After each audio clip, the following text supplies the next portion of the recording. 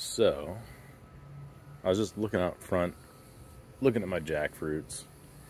I thought to myself, well, it's been a while since I did an update, and so let's go hunt for some jackfruits. I see a monarch. Actually, I see a monarch butterfly over there. See if we can get in on that first. I had some milkweed planted in the yard, so oh nope, there they go. Anyways, back to oh, there he is. Cool. Back to the jackfruits. So it's been a bit.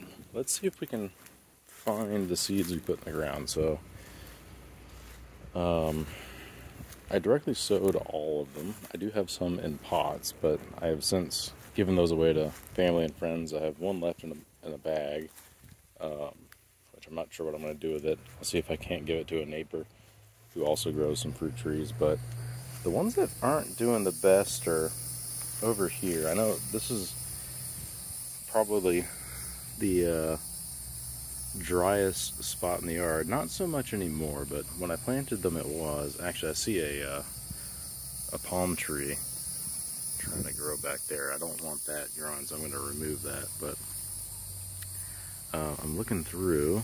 I know they're in here, but they weren't doing quite as good as the other ones. I'm not sure why, but I'm certain it was because the soil just was not quite appropriate over here. But I'm not really seeing them. I'm sure they're in here. But we'll go look at the other ones first because they're much more advanced. It is possible that they kind of died off in here. I'm just gonna stare for a couple more seconds. I know I've pointed them out in previous videos, but they are like here somewhere. So let's go and look at the other ones. I'm not too worried about that. I don't know if I really want them in that spot anyways, but considering the jackfruit's growing up. I've got this ice cream bean here as well, and this coffee plant's finally starting to come back, I think. Let's take a look at that too while we're here. Yeah, here we go. See that? I knew it wasn't dead.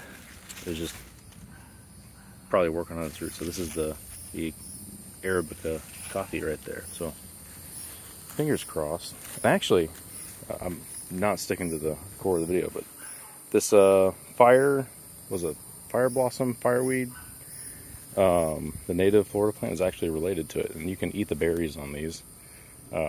They taste okay. But anyways, jackfruits. So another one I planted was over here. I've got this tomato cage kind of marking it. We put a couple seeds in the ground. One of them died back, but the other one popped up, and it's doing pretty good. You can see it right here. So it's starting to really poke out and get big, and hopefully that one takes off, because I think that's a good spot for it. The other one, which I thought was probably the best spot for them, are these guys over here on the side of the house. So this is the south side. Gets full sun all day. I planted a bunch of seeds, and the squirrels ate like the first batch, and I planted another batch of seeds in the ground. They popped up, and they're doing really good. So got a couple in here. They're starting to actually branch out. I'm not really sure what I want to do, because there are, is that four or five of them that have popped up. Now a couple thoughts is I can kind of let them all grow up and grow together, kind of let them, let them kind of fuse together as one big plant for multiple seeds. I'm certain that that's a possibility. I don't know if I should cull a couple of the other ones or whatnot, but maybe for now I'll just leave them and see which ones survive if it gets cold this year. I'd hate to prune them back, like chop off the heads of a couple of them and then have a cold come through and knock them out, and wished I had more. But these are about, they're coming up on 3 feet tall. Let me see, they're about half as tall as I am, so 2.5, 3 feet. I'm almost 6 feet tall.